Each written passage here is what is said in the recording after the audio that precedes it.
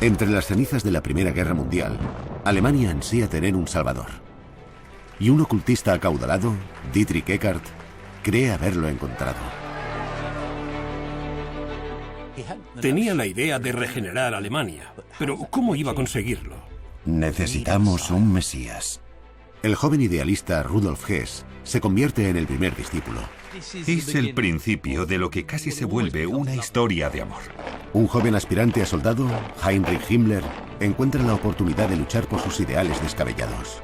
Estas ideas biológicas, raciales, casi mitológicas, tendrán un atractivo inmenso, y este jamás dejará de adorarlas con toda su alma.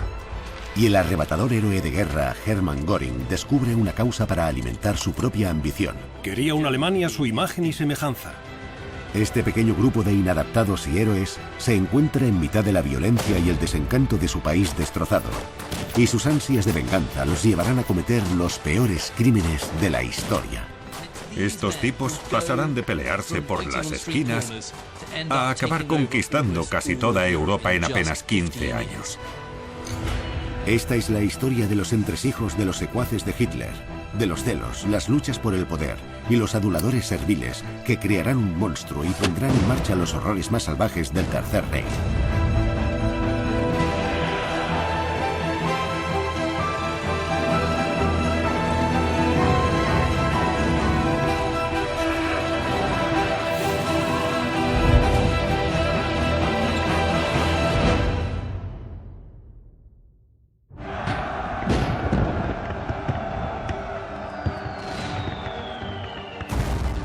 La historia del círculo interno de Hitler comienza en los últimos días de la Primera Guerra Mundial. En un aeródromo del este de Francia, el escuadrón alemán más famoso de todos los tiempos, el circo volador de Richthofen, espera su próxima misión. Hace 7 meses que han perdido a su legendario líder, Manfred von Richthofen, el Barón Rojo.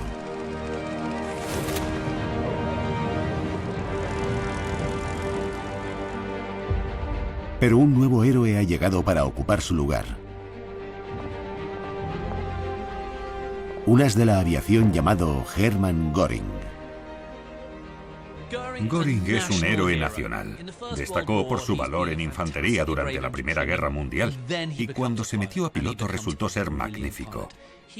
Derribó 22 aviones. Y por eso le otorgaron con razón la mayor condecoración alemana, que se llama Max Azul.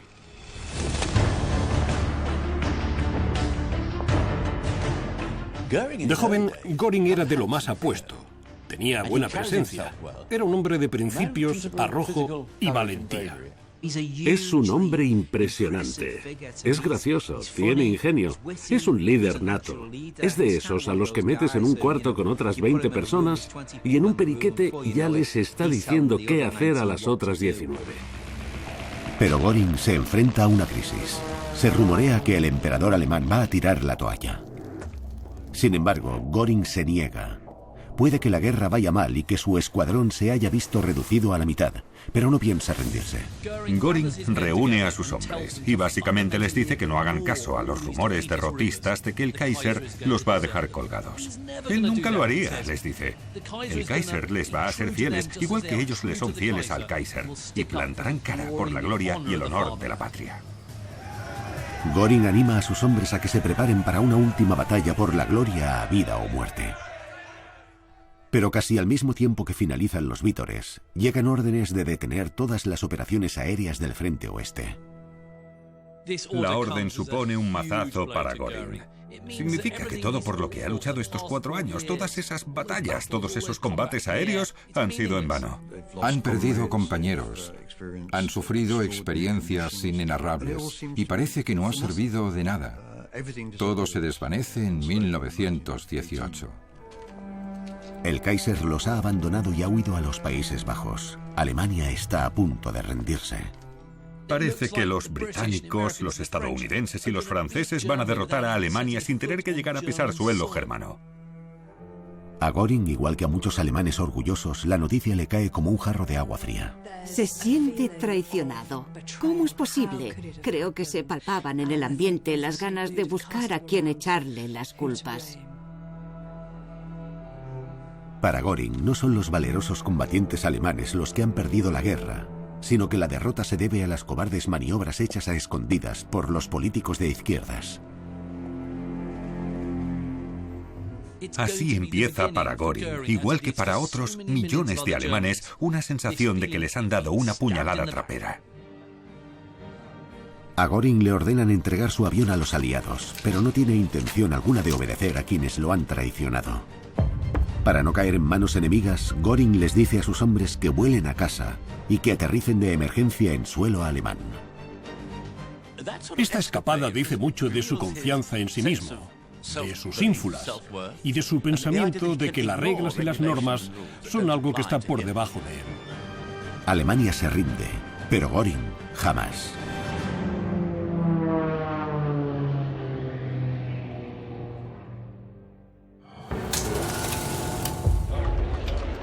Sin embargo, Göring volverá a una nación en crisis. Cuando el ejército alemán volvió a casa, el país estaba sumido en el caos más absoluto. Había millones de personas en paro, había mucha agitación política y también económica. La pobreza y la hambruna están a la orden del día. La ley y el orden se han desmoronado y una revolución social arrasa por todo el país. Los intelectuales alemanes están muy divididos entre las políticas de extrema izquierda y de extrema derecha.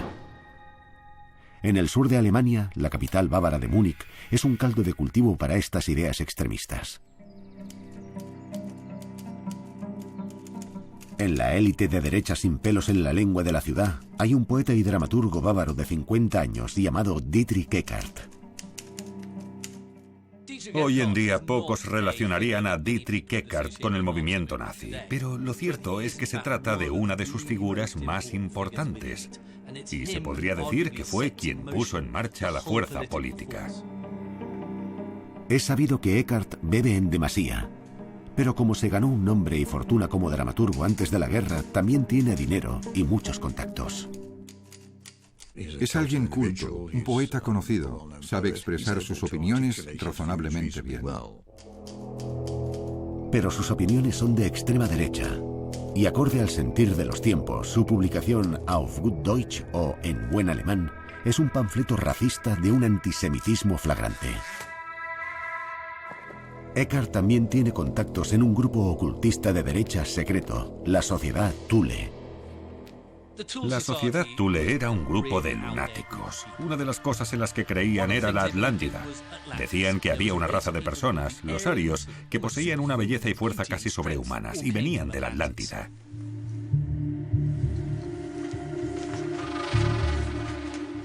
Se basa en la noción de que la raza aria, o el pueblo teutón, era la gran fuerza de la civilización a través de los tiempos que se había vuelto germana. Los alemanes, el pueblo ario teutón, eran los mejores, porque era lo que había querido el destino, la providencia. Por raras que parezcan sus creencias, para la destrozada conciencia alemana, la idea de haber tenido un pasado glorioso suponía una atractiva vía de escape a la humillante realidad.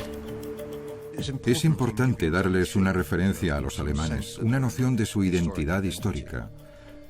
Alemania, como Estado, solo tenía 40 años. Lo que los unía eran las ansias de querer descubrir las raíces de lo alemán. ¿Qué significaba ser alemán? Pero el mito de la sociedad Thule tiene su lado oscuro. Creen que los arios sobrehumanos han perdido fuerza al reproducirse con razas inferiores y de moral corrupta. Ahora esas razas ostentan el control, y el caos que Eckart percibe en Alemania es el resultado. Es un chivo expiatorio. Él dice haber descubierto que existe una conspiración global. Eckart cree a pie juntillas que los enemigos de los arios son los bolcheviques, los comunistas y sobre todo los judíos. La raza judía quiere acabar con todas las demás culturas desde dentro, infiltrándose, corrompiendo el cuerpo desde dentro, como una bacteria. No había indicio alguno de nada de esto, pero se volvió el pilar de uno de los movimientos más poderosos de la historia. Eckart quiere devolverles el golpe a los enemigos infiltrados, pero para triunfar necesita que el mensaje vaya más allá de la élite y cale entre las masas. Necesita apelar a las clases obreras marginadas.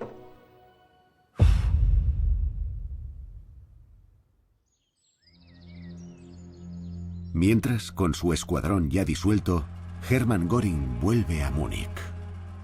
A ojos de muchos es un héroe de guerra, pero Göring lo atenazan el resentimiento, la ira y la frustración de que Alemania, tras tantos esfuerzos y penurias que tendrían que haber culminado en una victoria gloriosa, haya acabado sufriendo una derrota de lo más humillante. Y Göring prueba la humillación en primera persona. La violencia callejera está a la orden del día, y los exoficiales militares como él son los objetivos principales para las bandas socialistas. Lo asaltan unos matones que intentan arrancarle las insignias militares del uniforme. No es el ataque en sí, sino la tremenda falta de respeto por el uniforme lo que lo marcará de por vida. La amargura de Göring se ve aumentada por el hecho de que ni su uniforme, ni todas sus medallas son ya símbolos ni hitos de respeto. Esto le resulta incomprensible. Hacía unos meses era algo impensable, pero en esas estaba. ¿Qué recibimiento era ese para alguien como Göring? Incapaz de encontrar trabajo en Múnich, el as de la aviación se ve obligado a malvivir como piloto de acrobacias ambulante. A principios de 1919 huye del desastre y se va de Alemania. Esta obsesión con escapar del caos se volverá un rasgo distintivo en su carrera futura.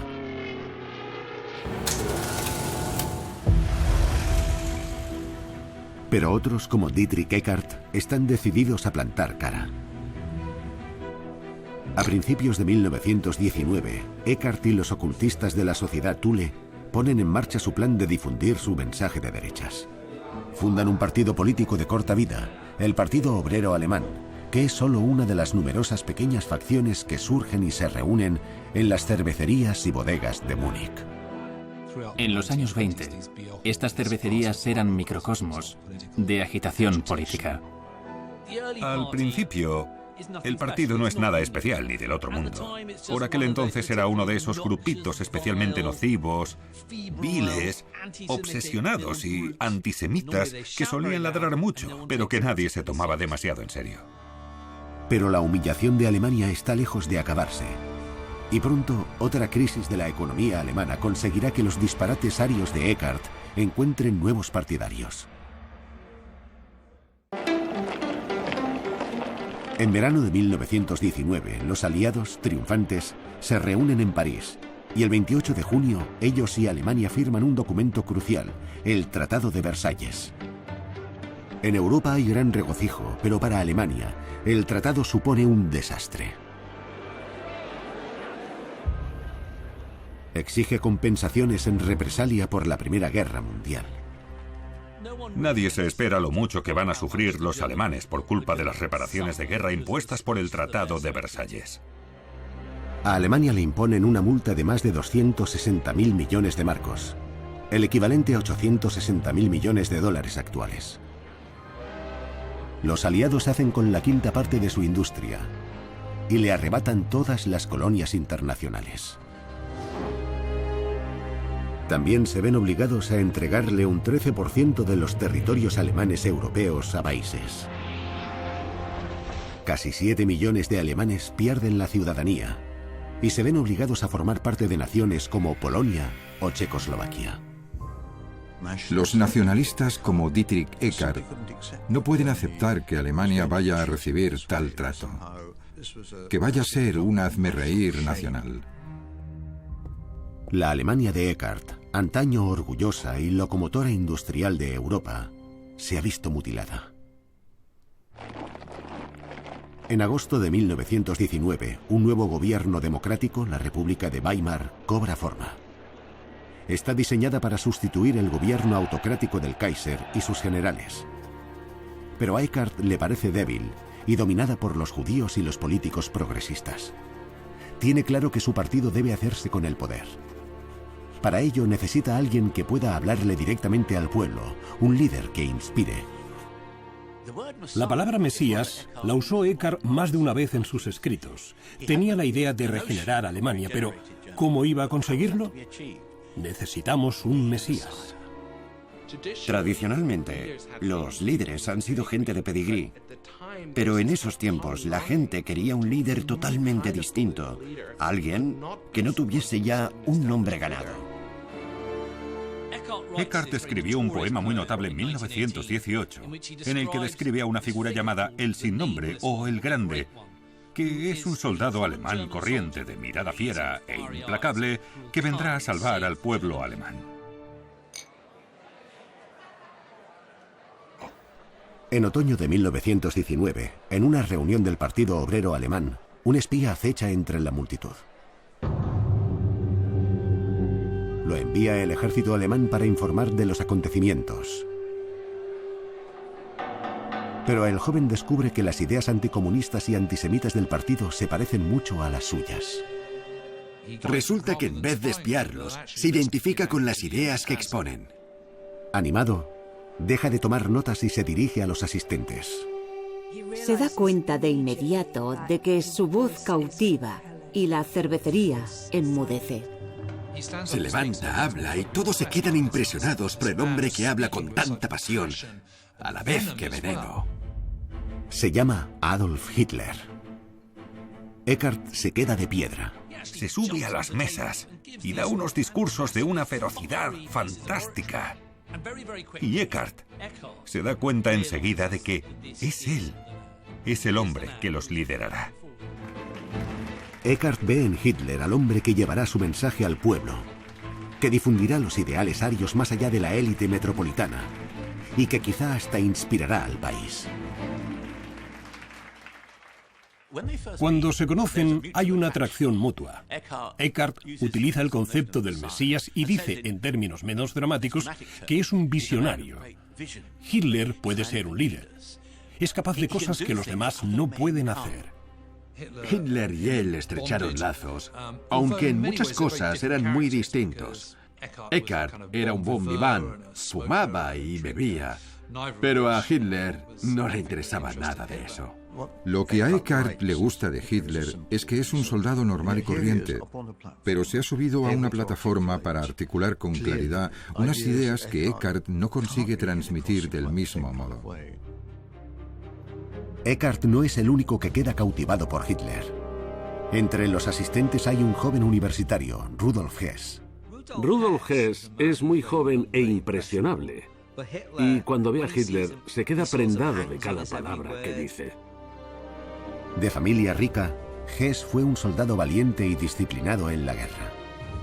Él también había encontrado consuelo en las políticas mitológicas de la sociedad Thule, y en cuanto oye hablar de Hitler, cae rendido a sus pies. Vuelve a casa con su novia y le dice: he visto a un hombre. Adula tanto a Hitler que le suelta un sermón sobre sus capacidades, destrezas, carisma y cualidades mesiánicas del hombre al que ha visto. Es el principio de lo que casi se vuelve una historia de amor. El embelesado Hess se volverá uno de los primeros discípulos de Hitler y un miembro fundador de su círculo interno. Pronto se unirán más.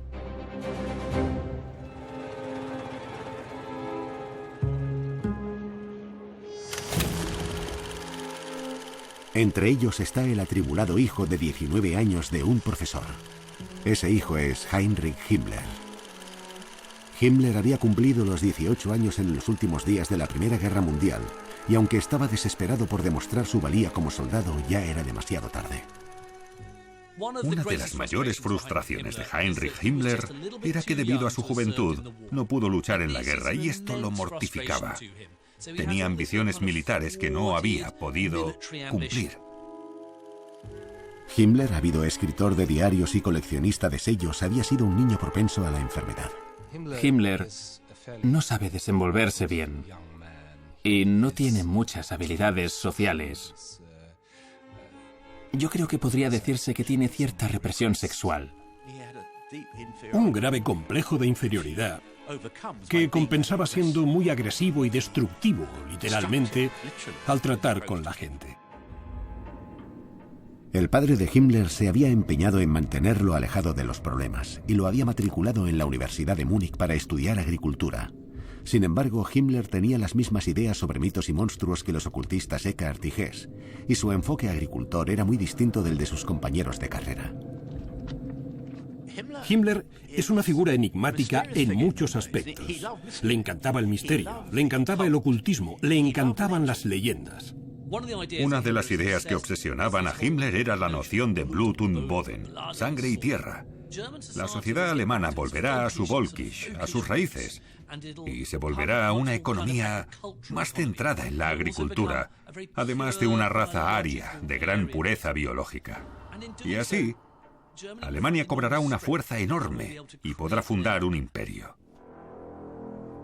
Para el joven Himmler, estas ideas biológicas, raciales, casi mitológicas, tendrán un atractivo inmenso, y este jamás dejará de adorarlas con toda su alma.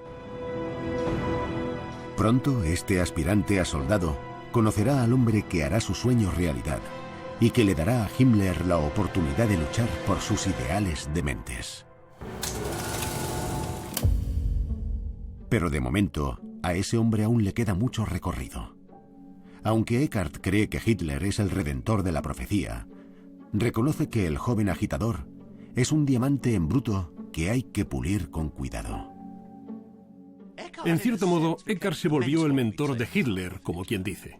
Básicamente, Eckart vistió a Hitler para que pareciese respetable. Le compró una corbata, una camisa, un traje como Dios manda y una bonita gabardina. Después se lo presentó a varios inversores acaudalados y dijo: miren, este es el hombre que algún día liberará a Alemania y nos guiará. Pero Eckart descubre que el diamante en bruto es difícil de pulir. Sí, lo podías vestir de traje y corbata y peinarlo bien, pero luego cuando estaba en guateques sofisticados se ponía a soltar diatribas criticando a los judíos, cosa que les chocaba a las señoras. Y además, comía como un animal, porque tenía mucha hambre y era muy pobre, y carecía por completo de modales en la mesa. Pero poco a poco, Eckart refina el comportamiento de Hitler, y estos dos hombres, que se llevan 20 años, se vuelven íntimos. La relación era de alumno y mentor, o de padre e hijo. Entre ellos había una relación de hermandad. Con Hitler como jefe de propaganda del partido, los dos se ponen manos a la obra para refinar las teorías e ideas del movimiento. Juntos forman un equipo fantástico. Hitler y Eckart se complementaban a la perfección. Aunque Eckart no hablaba bien en público, ni mucho menos, escribía de maravilla y era un gran teórico, mientras que Hitler divagaba mucho y tampoco es que escribiese muy allá. Lo que hacía Eckart era coger las frases de Hitler, pulirlas, ordenarlas y devolvérselas para que Hitler pudiese pronunciarlas con su estilo de oratoria tan potente que embelesaba al público. Iba como la seda. Los nazis prometen recuperar las tierras robadas por el Tratado de Versalles y acabar con las desmesuradas reparaciones exigidas por los aliados. La genialidad es que son promesas sencillas y fáciles de recordar, por lo que consiguen mucha relevancia política. Eckart les da su grito de batalla: Deutschland erwache, Alemania despierta. El partido también recibe un emblema nuevo que los místicos de la sociedad Thule consideran de origen ario: la esvástica. El movimiento queda rebautizado como el Partido Nacional Socialista Obrero Alemán. Ha nacido el partido nazi. El movimiento gana fuerza poco a poco y los poderosos empiezan a darse cuenta. Gente como el capitán Ernst Röhm. Para los nazis, Röhm, que sigue siendo oficial al servicio del ejército alemán, podría ser alguien clave, porque tiene acceso tanto a hombres como a armas. Röhm era un soldado condecorado de la Primera Guerra Mundial, con varias distinciones al valor. Le encantaba la guerra, le encantaban el ejército, el combate y el conflicto. Creía que los objetivos solo podían alcanzarse usando la violencia. Pero debido al Tratado de Versalles, el querido ejército de Röhm se había visto reducido a tan solo 100.000 hombres, y los aliados estaban confiscando y destruyendo su equipamiento. Por eso el ejército escoge a Röhm para que establezca en secreto unos grupos paramilitares extraoficiales y que acumule armas. Röhm estaba afianzando unos cimientos de poder formidables. Pasaba armas de contrabando y por eso lo apodaron el rey de las ametralladoras. Röhm utiliza el miedo y la violencia para conseguir lo que quiere. Es una persona de lo más desagradable. Es un abusón, un matón y un adicto al poder y a la autoridad. Como es inevitable, Röhm se ve atraído por el mensaje nazi y por su carismático portavoz nuevo, pero su relación con Hitler no es nada afectuosa. Para Röhm, Hitler es una herramienta para conseguir un fin. Recuerden que es un oficial, un capitán, así que se considera por encima de Hitler, quien debería cumplir sus órdenes. Al principio, el partido nazi no veía a Hitler como el líder, sino como el tamborilero. Era alguien que podía granjearles apoyos y por eso, para alguien como Röhm, que ostentaba un gran poder por derecho propio, le venía como anillo al dedo. Röhm se une al movimiento, apoya económicamente a Hitler y le presenta a oficiales superiores militares, patriotas todos ellos. El partido crece, pero si quieren dejar huella, tienen que hacer más que dar discursitos en cervecerías. En diciembre de 1920, Eckart y Röhm ven la oportunidad de llevar su mensaje nazi a las calles. Recaudan fondos para comprar el periódico semanal en declive de la sociedad Thule. Es una primera incursión en la propaganda de masas, una herramienta que los nazis aprenderán a usar con eficiencia apabullante. El Völkischer Beobachter es un ejemplo clásico del empleo de los medios por parte de los nazis para difundir su mensaje. Con este periódico, sus titulares rimbombantes, su contenido llamativo y sus imágenes potentes, pues cualquier editor actual reconocería que son herramientas poderosas.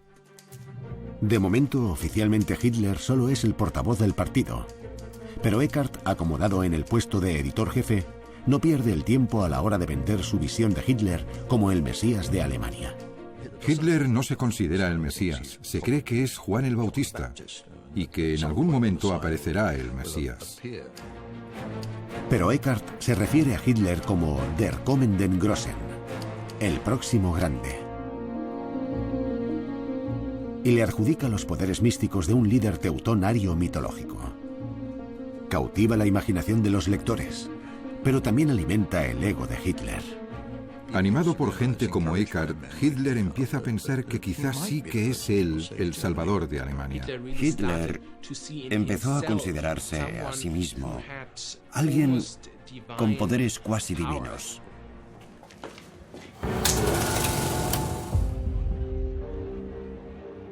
Y Eckart no es el único nazi que ve así a Hitler.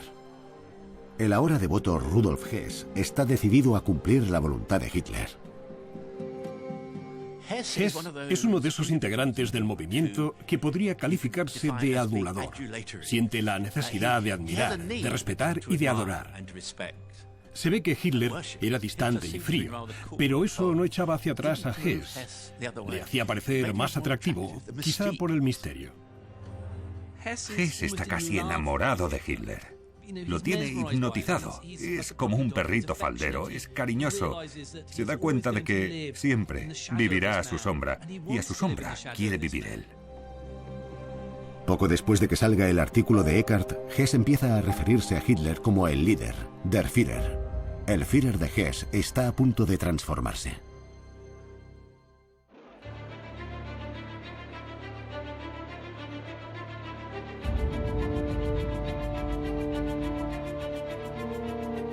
En julio de 1921, el partido nazi se ve sumido en una crisis. Eckart descubre que el líder oficial del partido, Anton Drexler, quiere hacer una coalición con otros grupos políticos. Hitler enfurece. Porque va su manifiesto a contaminarse con otros partidos. Dimite de inmediato. Pero en secreto, Hitler no tiene intención alguna de darles la espalda a los nazis. Es un movimiento la mar de inteligente por parte de Hitler. Básicamente dimite para volver al poder. ¿Cómo? Pues porque dice, o me apoyáis o os las apañáis sin mí. Sabe muy bien, como todo buen negociador, que tiene la sartén por el mango. Van a apoyarlo a él, y lo sabe. Es a través de Dietrich Eckart que Hitler exige que lo nombren líder y le otorguen poderes dictatoriales. Eckart le presenta el ultimátum de Hitler al partido y se somete a votación. Por mayoría aplastante de 543-1, echan a Drexler y convierten a Hitler en su líder oficial. Eckart le ha entregado a Hitler el control absoluto del partido nazi, pero pronto se arrepentirá. Los nazis siguen siendo una mera organización minoritaria. Si quieren llevar a cabo su plan de hacerse con el poder por la fuerza, necesitan más que palabras. Necesitan un ejército. Hay que recordar que la política alemana de aquellos tiempos era de una violencia descomunal. Ernst Röhm empieza a crear la fuerza paramilitar del partido, la llamada sección deportiva. En otoño de 1921 ya tiene 300 miembros y un nuevo nombre, la sección de asalto o Sturmabteilung. La SA de Röhm echa a los alborotadores de las reuniones e intimida a los rivales políticos, pero le falta disciplina. Necesita un líder, y Röhm, que es oficial del ejército, no puede ocuparse. Como si viniese escrito, el hombre perfecto para el puesto vuelve a Múnich. El famoso héroe de guerra Hermann Göring ha regresado, y el ambicioso as de la aviación se mete de cabeza en la causa que puede otorgarle el poder y la influencia que tanto ansía. Göring piensa que es algo a lo que debe unirse. Es un movimiento pequeño en el que puede ser alguien importante. Göring no traga con todas las ideas extremistas de Hitler, pero está dispuesto a dejar al margen las objeciones morales a cambio de tener poder y reconocimiento personales. Para él, el nazismo era un medio para alcanzar un progreso personal. No miraba por nadie más que por él. Quería una Alemania a su imagen y semejanza.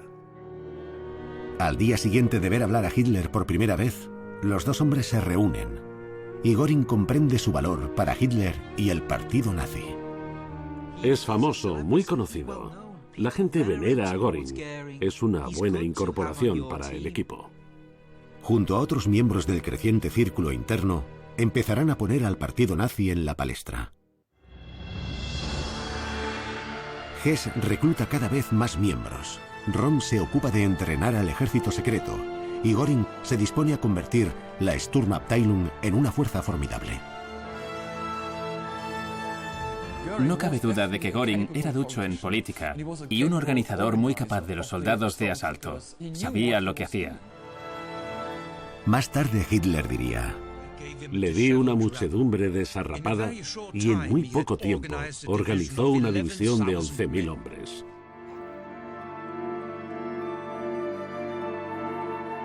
Pero mientras Göring, Röhm y Hess no dejan de ascender, Dietrich Eckart se ve cada vez más apartado del círculo de Hitler. Le parecía que Eckart se había convertido en un lastre político. Bebe demasiado y piensa mucho, pero hace poco. Le falta espíritu revolucionario. Hitler se ha hartado de su mentor y Eckart cada vez le da más a la botella. Eckart empieza a tener serias dudas sobre Hitler. También lo acusa de tener complejo mesiánico. Lo que es irónico. ¿Por qué? Porque fue Eckart quien siempre buscó un mesías. Y ahora que lo tiene, a Eckart no le gusta. Hitler dice que Eckart es un fatalista, un pedante y un pesimista. Creo que Eckart tuvo una revelación y se preguntó qué había creado. ¿He creado un monstruo político que no voy a poder controlar? Ernst Röhm también sufre una crisis. Ha empezado a llamar la atención de los comandantes del ejército, a quienes preocupa su creciente implicación en la política de extrema derecha. Le dan un ultimátum. Tiene que escoger entre su carrera y el partido nazi. Röhm tiene que elegir entre quedarse en el ejército y arrimar el hombro para restaurar la antigua gloria del ejército alemán o irse con los nazis. Para él es una decisión dificilísima. De momento, Röhm sigue reclutando a luchadores entregados para la milicia y le llama la atención uno especialmente entusiasta: el aspirante a soldado Heinrich Himmler. La oportunidad que gana Himmler al relacionarse con Röhm es el uniforme. La idea de poder ser soldado, quizá uno de juguete, pero se le puede considerar soldado y eso le atrae. Röhm presenta a Himmler ante el creciente partido nazi y en agosto de 1923 se convierte en el miembro 14.303. Al principio, está pegado a las faldas de Rom. Hay pocos indicios de que vaya a volverse el antisemita más sanguinario y temido de todos. Todos los protagonistas están en sus puestos y solo necesitan una ocasión de dejar huella.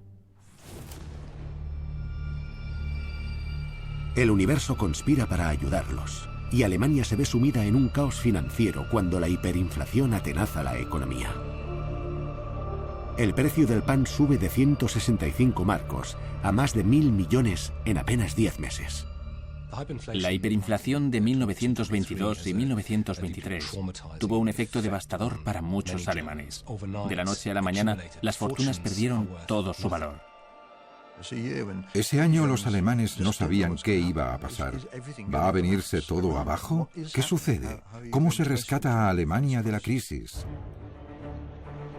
Al gobierno de Weimar no le queda otra alternativa que dejar de pagar las reparaciones a los aliados. Como represalia, las tropas francesas y belgas toman uno de los pocos activos de Alemania, el Ruhr, el corazón industrial del país. Es la primera vez que hay tropas extranjeras en territorio soberano. Lo peor que se le puede hacer a un pueblo es ocuparlo.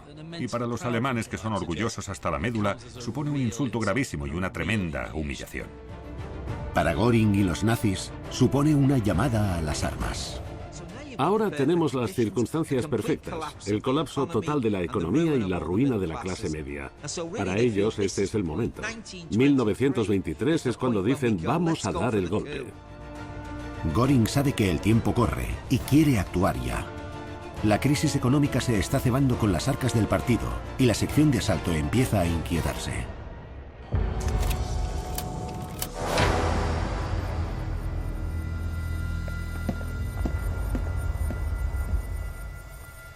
Rom debe decidir.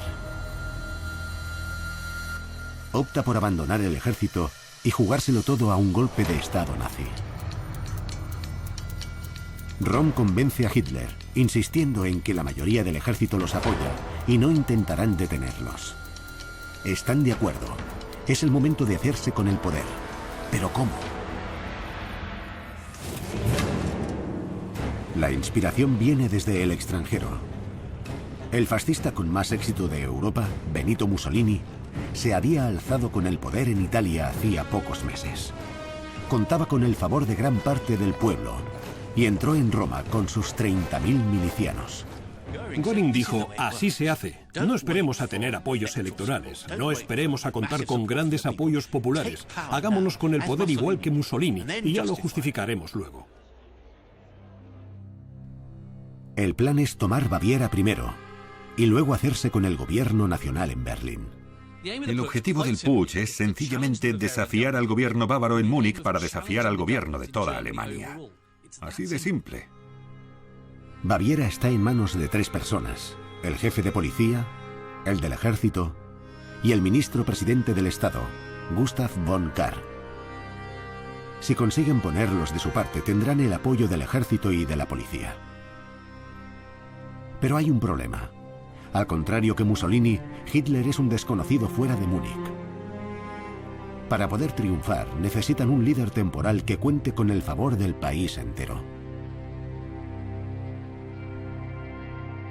Hablan con el general Erich Ludendorff, héroe de la derecha alemana y uno de los grandes comandantes de la Primera Guerra Mundial. Ludendorff tiene toda la pinta del clásico general prusiano y es alguien muy respetado entre el pueblo alemán. Cuando los nazis se enteran de que el ministro presidente von Kahr va a celebrar un mitin público en la Burger Braukeller, una de las cervecerías más importantes de Múnich, al que acudirán los jefes del ejército y la policía de Baviera, entienden que tienen que actuar rápido. Cuando los nazis se enteran, les entra miedo de que von Kahr vaya a chafarles la jugada. Sospechan que von Kahr va a declarar la independencia de Baviera respecto a Alemania, cosa que los nazis no quieren. Tienen que actuar cuanto antes. Tiene que ser ya. Göring moviliza de inmediato a la sección de asalto. Él y Hess lideran la incursión de la Burger Braukeller. Su plan es irrumpir en el mitin y capturar a los 3 líderes de un solo golpe. Una vez hecho esto, los soldados de asalto, incluyendo a los de Röhm y Himmler, se apoderarán de los edificios policiales y militares clave de la ciudad. Esperan a que les den luz verde. Es el momento que Göring estaba esperando.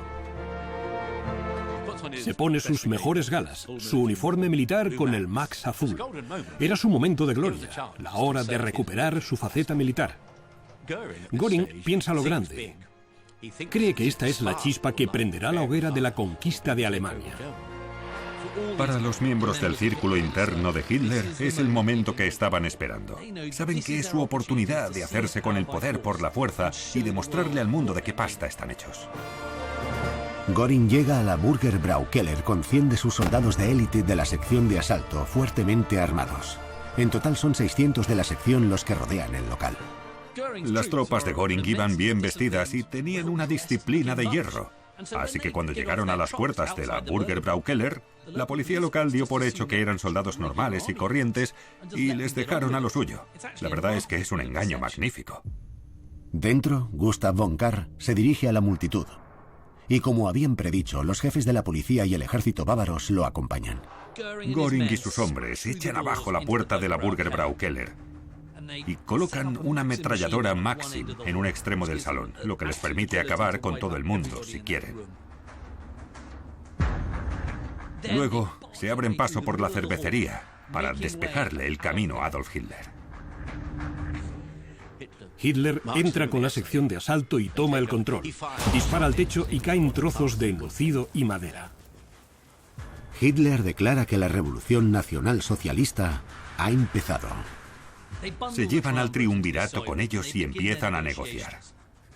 Hitler intenta convencer a los 3 líderes estatales de que se unan al golpe, pero se niegan.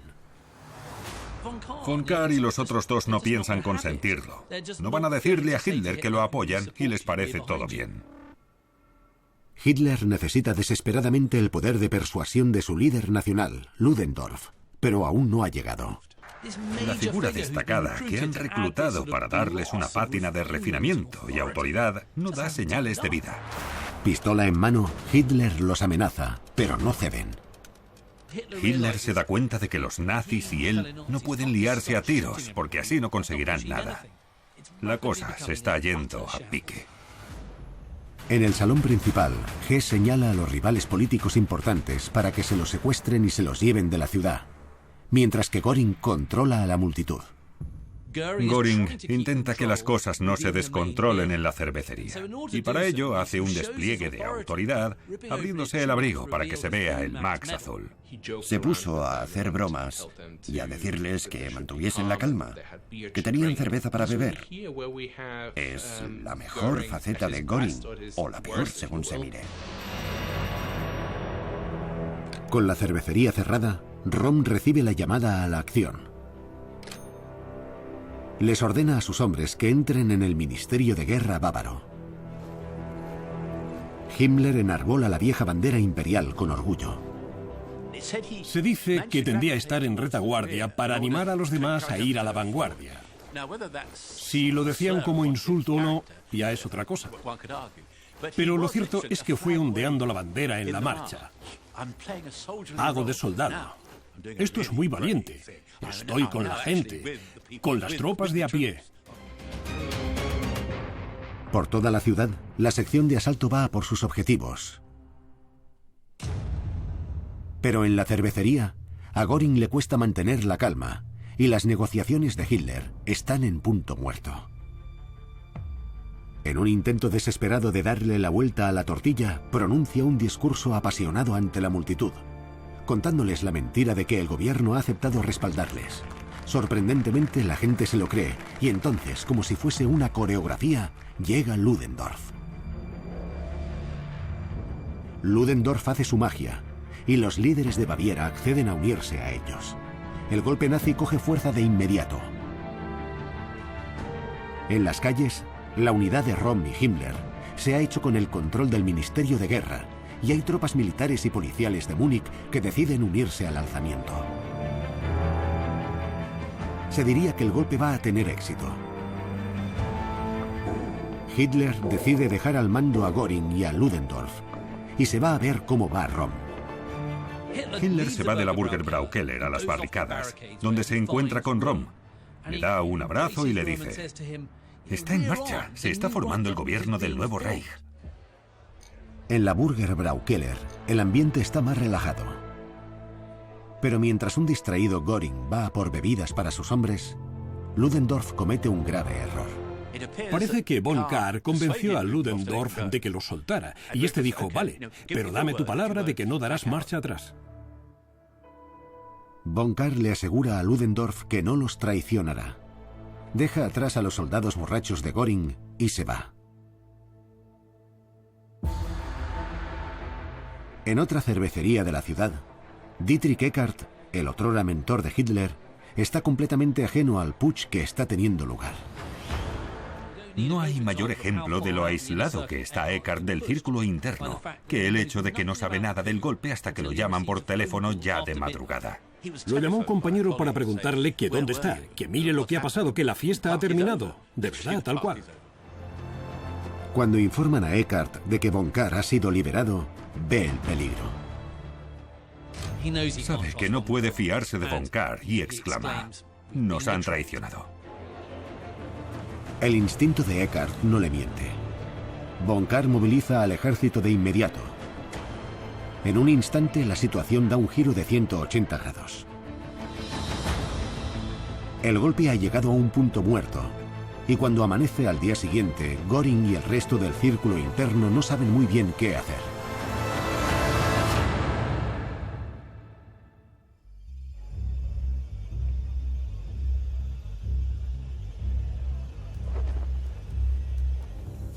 Esa mañana, Eckart se dirige a la sede del partido nazi.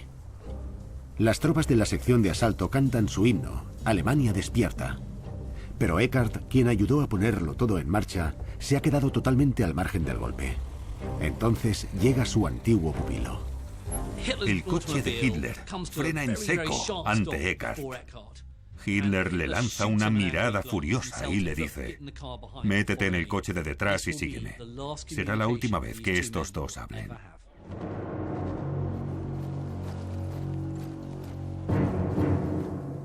En un intento por mantener con vida el golpe, Ludendorff toma la iniciativa. Es Ludendorff el que aprovecha el momento y dice: marcharemos.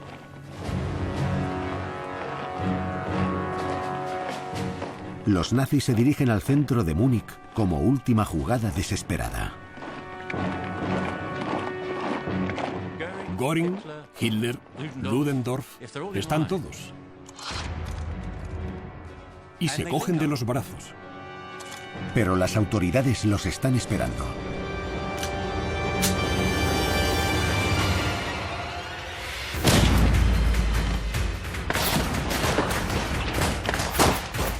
A Göring le disparan en la pierna y sale gravemente herido. A Göring le disparan y no puede andar, pero sí arrastrarse. Los cogen en una calle estrecha. Es un desastre. Los nazis están derrotados y no les queda otra que huir. En el caos mueren 16 nazis y muchos más salen heridos. Hitler burla a la muerte por poco. Hay una bala que no le da a Hitler por 2 palmos. De haber ido más a la derecha, la historia habría cambiado mucho.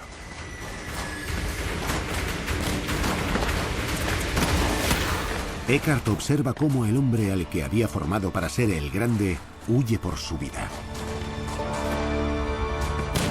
El golpe ha acabado siendo un desastre total.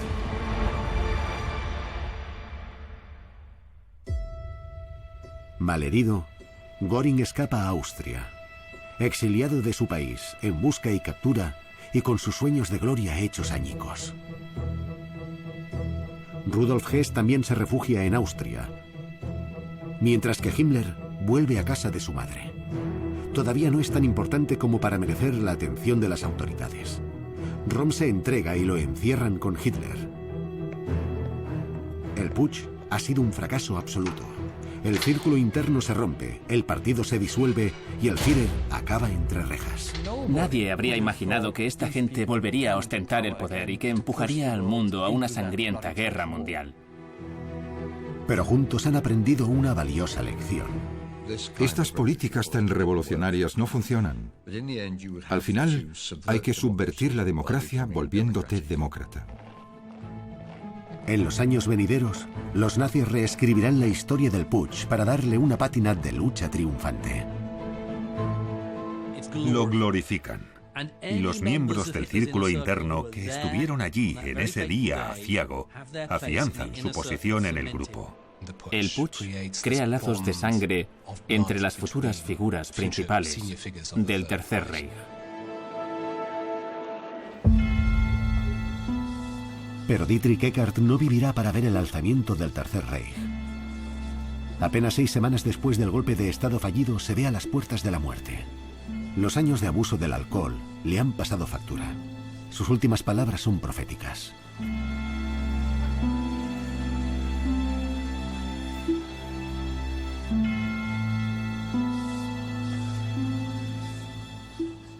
Es Eckart en estado puro. Se pinta como el titiritero que había sido el auténtico artífice de la nueva Alemania que estaba por venir. La muerte prematura de Eckart supone el final del primer acto del movimiento nazi, pero su legado perdura. Eckart nunca lo sabrá, pero al menos en público, Hitler siempre lo respetará casi como si fuese un miembro permanente del círculo interno.